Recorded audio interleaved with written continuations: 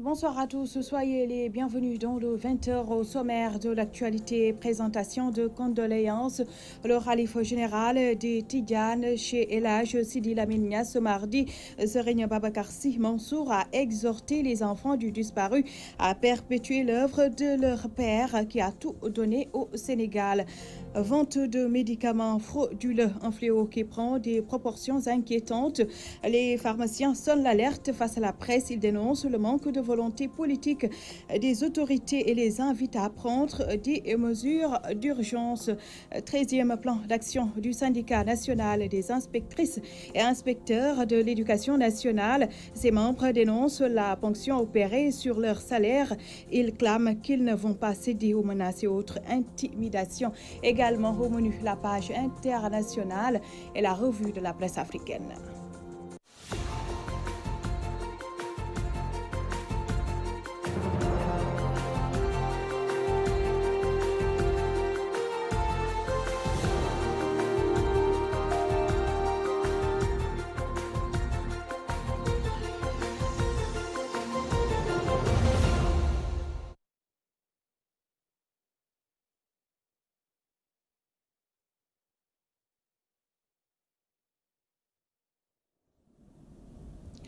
Huit jours déjà que nous a quitté El Hadj Sidi Lamine Niasse, une douleur aussi intense qu'au premier jour de l'annonce de son rappel à Dieu.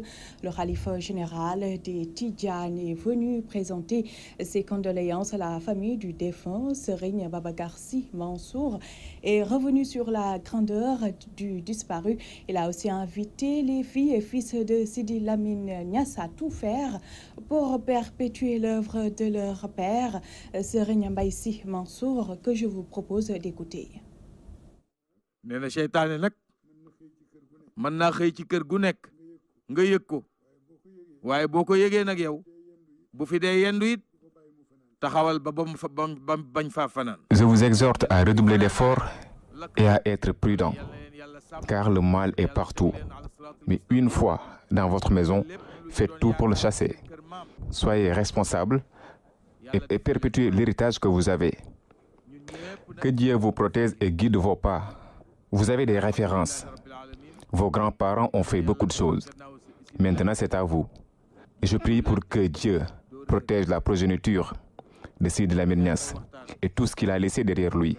Quant à vous, chers, il faut rester humble et aussi faire confiance à tout le monde. Parler avec des gens autour de vous, car c'est dans la discussion qu'on trouve toujours des solutions. Vous avez les références qu'il vous faut. Les anciens ont déjà tracé le chemin. Et quand on regarde leurs œuvres, ils ont tout fait à la normale, car ils pensaient toujours à ceux qui sont derrière eux. Et pris de bonne volonté, ceux qui croyaient en Dieu pour leur montrer le chemin. N'oublie jamais qu'il y a aussi des gens de l'autre côté. À toi de faire le choix et le bon choix. Si tu privilégies les gens qui ne pensent qu'à la vie sur terre, tu vas te perdre.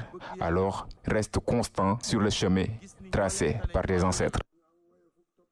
ñu am woyofuk topp ci seen gannaaw ñooña ngi fi waaye nag ñeneen a ngi fi itam boo sàgganee nag waa adduna bi buux ñooña ñëw toog ñoom te duñ la jariñ dara. Le PDG du groupe Walfadjri, inhumé vendredi à Léona Niassène à Kaolack, laisse derrière lui l'héritage éternel qui recommence sa vie. Un homme bien avec des indignations de principe pour la vérité, la démocratie et l'islam. Ousmane Sène.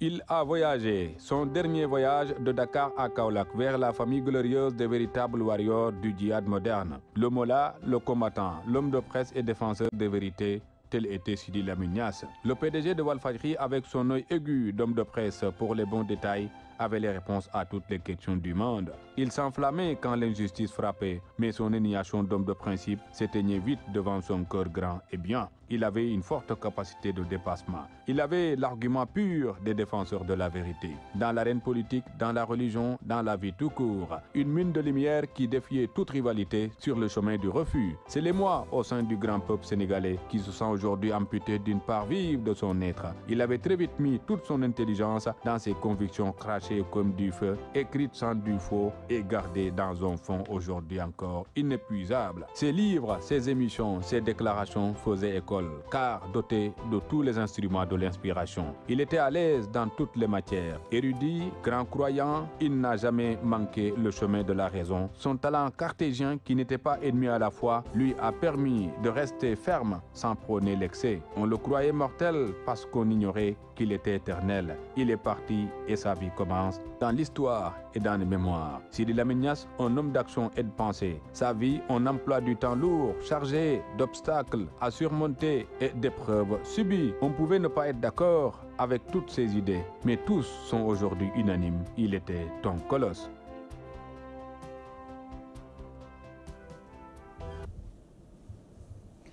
Ousmane Sène, dans le reste de l'actualité, vente de médicaments frauduleux. Les acteurs de la pharmacie dénoncent le manque de volonté politique de l'État. Face à la presse, le Conseil national de l'ordre des pharmaciens et le syndicat des pharmaciens privés du Sénégal invitent les autorités à prendre leurs responsabilités sur ce fléau qui gagne du terrain. Compte rendu, Mamou Gassama. Suite au verdict rendu le 4 décembre 2018 sur l'affaire Touba Belel, le Conseil national de l'ordre des pharmaciens et le syndicat des pharmaciens privés du Sénégal revient sur les faits. M. Bara Sylla, coupable du délit d'exercice illégal de la profession de pharmacien, déclare M. Amadou Wouri Diallo, coupable de contrebande et de complicité d'exercice illégal de la profession de pharmacien. Condamne Bara Sylla à 7 ans d'emprisonnement ferme. Condamne Amadou Wouri Diallo à 5 ans d'emprisonnement ferme. Les condamne chacun à 2 millions de francs CFA d'amende à verser au trésor public. Hassan Diop, président du syndicat des pharmaciens privés du Sénégal, dénonce le manque de volonté politique de la part des autorités étatiques. Oui, c'est un manque de volonté politique parce que vous savez, nous les pharmaciens, on ne peut pas aller courir derrière chaque trafiquant ou chaque personne qui se livre à ça pour dire non, on porte plainte. Mais l'État a le devoir d'assurer la sécurité des populations. Et parmi la sécurité, il y a la santé. Il révèle qu'à Touba, les cas de pathologie sont devenus nombreux et ceci est dû à la consommation des médicaments frauduleux. Si nous prenons l'exemple de la vicente de Touba, il se développe beaucoup de maladies qu'on ne connaissait pas avant, en tout cas à un rythme extraordinaire. Les insuffisances rénales, les cas de cancer, etc. Ils se développent. Et les enquêtes montrent que ces personnes-là, effectivement, utilisent ces faux médicaments-là. Les acteurs de la pharmacie invitent cependant l'État à plus de vigilance pour éradiquer le fléau des médicaments de la rue. L'Ordre national des pharmaciens et le syndicat des pharmaciens privés du Sénégal demandent à l'État la fermeture des points de vente illicites de médicaments sur toute l'étendue du territoire sénégal, particulièrement à Touba, qui, il faut le dire, constitue la plaque tournante de ce trafic du fait de l'impunité qui y règne. Les médicaments de la rue tuent des milliers d'individus, raison pour laquelle les acteurs de la pharmacie invitent les autorités à veiller à la protection des populations sénégalaises dans la mesure où ce mot est devenu un problème de santé publique. Je vous le disais aussi dans les titres, le syndicat national des inspectrices et inspecteurs de l'éducation nationale n'apprécie pas la façon dont leurs salaires sont ponctionnés par l'État du Sénégal. Alcantara Sarr et ses camarades qui en sont à leur 13e plan d'action clament qu'ils ne vont pas céder à l'intimidation et autres menaces. Alcantara Sarr répond aux questions de Rohandong.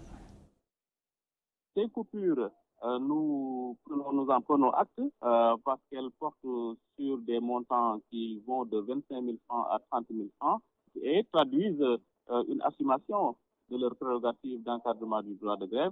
Mais ce que nous dénonçons de la manière la plus énergique, c'est la méthodologie usitée parce que c'est des coupes à géométrie variable. Alors donc ça a été aléatoire, ce qui nous laisse penser qu'au-delà donc de cette volonté d'encadrement du droit de grève, il s'agit en réalité de tentatives d'intimidation et de décentralisation d'une action syndicale initiée par une organisation syndicale représentative. Nous sommes donc, nous, pas dans le court terme, nous sommes dans le moyen et long terme, parce que ce qui est visé, en réalité, c'est le repositionnement pertinent des membres des corps de contrôle dans le dispositif stratégique et opérationnel Et c'est aussi le fait de faire en sorte que la transformation des intrants en résultats puisse être opérée à travers ce repositionnement. Donc nous invitons le gouvernement à créer les conditions du processus d'étude, notamment en organisant une deuxième plénière, et cela sur la base des propositions concrètes qui ont été effectuées, parce que le CIENS a fait déposer sur la table du gouvernement un projet de protocole depuis maintenant plus d'un mois. C'est entre les mains du Premier ministre, c'est entre les mains du ministre de l'Éducation nationale, c'est entre les mains du ministre de la Formation professionnelle, de l'apprentissage et de l'artisanat. Et nous espérons qu'ils auront exploité efficacement ce document et qu'ils nous reviendront avec des propositions concrètes qui nous permettront ensemble d'abréger le cycle de précipitation conformément aux attentes exprimées par les différentes parties prenantes et les différents acteurs intéressés par la problématique d'éducation. Les travailleurs de la santé de Ziguinchor affiliés à And Gueusseum ont rendu ce lundi le matériel de vaccination au médecin-chef du district sanitaire de la région. Ils boycottent ainsi le programme élargi de vaccination malgré les menaces du ministre de la Santé.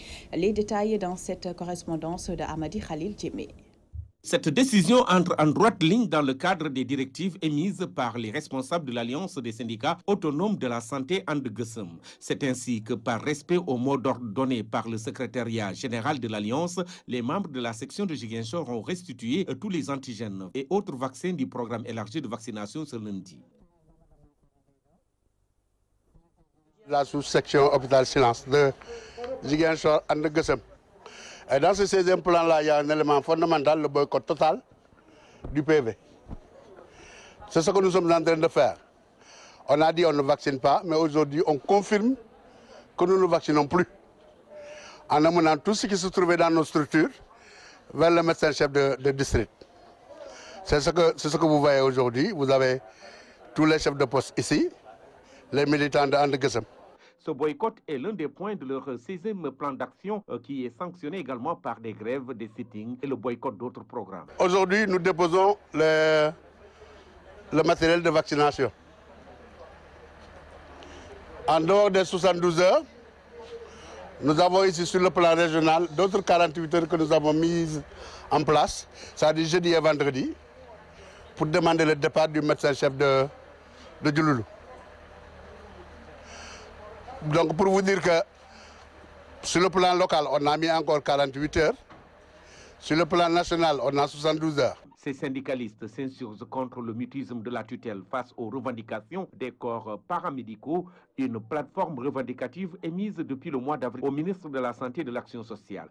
Ils se disent tous plus que jamais déterminés et engagés à aller jusqu'au bout de leur combat. Ziguinchor, Amadi Khalilou Djemé pour la radio-télévision Walfadjri. Au même moment, le syndicat des travailleurs de la justice accélère la cadence. Ces acteurs ont décidé de tenir tous les lundis et jeudis des sit-ins jusqu'à ce que les autorités respectent leurs engagements. Ils menacent de durcir la lutte. Maître Lamine Biaye, le secrétaire général du Sud-Just section Ziguinchor, que nous écoutons. L'objet de notre rencontre ce soir, c'est justement de créer notre ras-le-bol par rapport au comportement irrespectueux de l'État du Sénégal vis-à-vis de notre syndicat. Vous n'êtes pas sans savoir qu'il y a quelques jours, il y a eu un mouvement presque de 15 à 20 jours que le justice a mené pour réclamer l'amélioration de leurs conditions de travail, de leurs conditions d'existence. Après cette grève, l'État du Sénégal s'est engagé à améliorer à travers un protocole d'accord dont la phase d'exécution doit être faite dans les premières semaines. Grande fut notre surprise. À la fin du mois, ces accords n'ont pas été respectés. Ce que nous considérons comme un acte irrespectueux. D'autre part, nous avions aussi considéré et constaté avec vous que les fonds communs des greffes, ce trimestre passé, ont connu une baisse drastique. On ne se l'explique pas et nous considérons que c'est l'État du Sénégal qui est responsable de cette baisse et il nous doit des explications. Malheureusement, après plusieurs interpellations, les autorités nous ont opposé un silence de cimetière, ce que nous considérons comme étant inacceptable. Ça, c'est au niveau national. Nous prenons l'opinion à témoin, l'opinion nationale et internationale. Par ma voix, considère l'État du Sénégal comme étant responsable de tous les désagréments qui pourraient intervenir dans les jours à venir si nous ne sommes pas rétablis dans nos droits. Il est aussi bon de signaler que les conditions de travail au niveau du tribunal de grande instance de Ziguinchor, des TGI de Bignona, d'Oussouye, bref, dans beaucoup de juridictions au Sénégal, ne sont pas des meilleures. Retour à Dakar, les habitants de la commune de Guinaw Rail Sud déplorent l'insécurité causée par le train express régional. Ils ont d'énormes problèmes pour se déplacer. Ces populations exigent l'érection de passerelles le long de la voie ferrée. Amar Dia, leur porte-parole, explique au micro de Théodore Semedo. En train de subir une injustice. Imaginez-vous que toute cette population n'a qu'une seule entrée et sortie. Cette population trouvant cette passerelle qui est à l'extrême des populations, des habitants. Non seulement c'est loin, mais peut-être l'origine de beaucoup d'agressions. Sur ce, nous lançons un appel solennel aux autorités d'éviter d'autres passerelles ici. Au nom de la jeunesse de Guinaw Rail Sud, dont je suis le porte-parole d'aujourd'hui, et nous exigeons des solutions à notre revendication. À 250 km d'ouvrage, nous sommes enfermés par le mur de retour à péage. Et ceci est notre premier plan d'action. Espérons que cette alerte lancée à l'endroit des autorités leur fera réagir et de nous concéder cette demande qui nous est droit. Messieurs les autorités, nous sommes prêts à aller jusqu'au bout de notre requête, car la population de Guinaw Rail Sud ne sera pas jamais d'être mise en quarantaine entre le péage et le mur. Les commerçants du marché de Thiaroye-Gare, victimes eux aussi du train express régional, sont rouges de colère à l'origine de leur grogne, le recasement dans un site non électrifié et le non-paiement de leur indemnité. Youssou Tal porte leur voix. Ces propos sont recueillis par Théodore Semedo.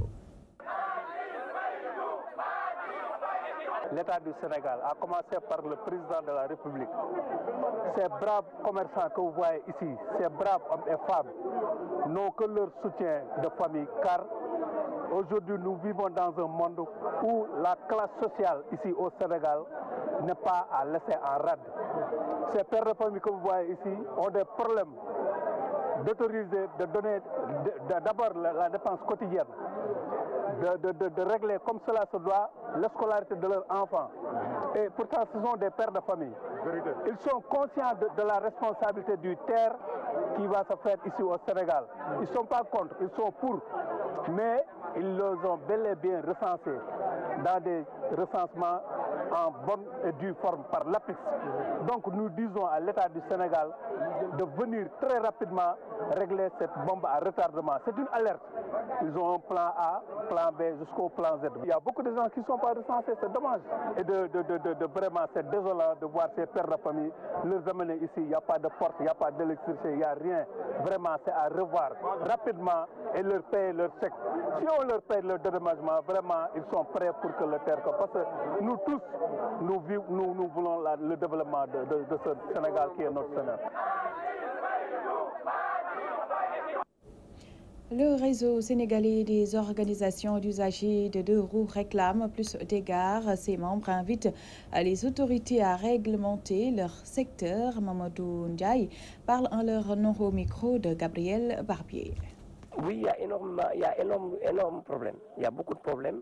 Donc vraiment, nous sommes là aussi pour vraiment essayer de régler ces problèmes-là.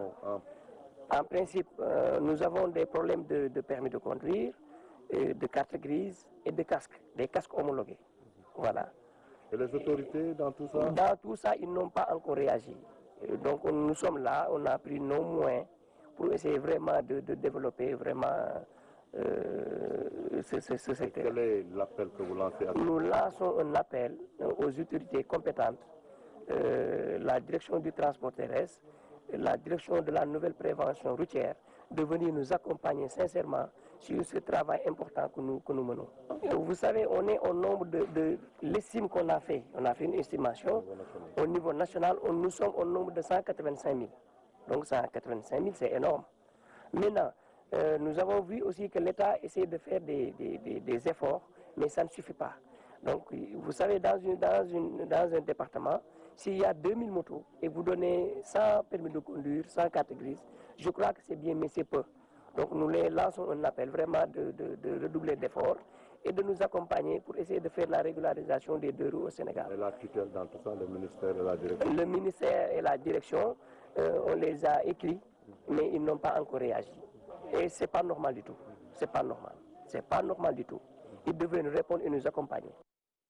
Dans l'actualité politique, dépôt des listes de parrainage, les candidats et mandataires se donnent en spectacle devant le Conseil constitutionnel. Les nerfs sont tendus. Chaque coalition veut être le premier à déposer pour voir ses parrains validés. Un commentaire d'Abdou Khoudous Diallo. Dépôt des listes de parrainage au Conseil constitutionnel, mandataires et candidats posent les prémices de ce qui risque d'arriver à la présidentielle de février 2019. Devant le Conseil constitutionnel, c'était le parrainage du désordre total de ceux qui aspirent au changement. N'est-ce pas, l'on parlerait d'indiscipline si c'était les étudiants habitués déjà à la queue, mais là, il s'agit bien sûr de candidats et mandataires de partis qui semblent confondre dépôt et validation. Tout est parti de ce que le candidat du grand parti Malick Gakou appelle force du pouvoir, avec en tête de liste Aminata Touré. Inconcevable pour Malick Gakou qui déchire la liste et s'interpose. Les autres mandataires se massent devant les barrières et les préposés à l'ordre et à la sécurité sont dépassés par le désordre indescriptible. Bonjour les invectives et les slogans pas tout à fait honorable pour des personnalités censées donner de bons exemples. Déjà voir un tel dispositif sécuritaire déployé pour assurer l'ordre entre des gens qui veulent prendre les destinées du Sénégal pour frustrer et même choquer les plus avertis. Devant cette ambiance délétère, la course pour le dépôt des parrainages est partie pour dévoiler la nature des politiques. Ouvert ce lundi à 0 heure, le dépôt se poursuit jusqu'au 25 décembre prochain. C'était l'édition du 20h à toutes et à tous. Merci de l'attention. Excellente suite de programmes sur Walf TV.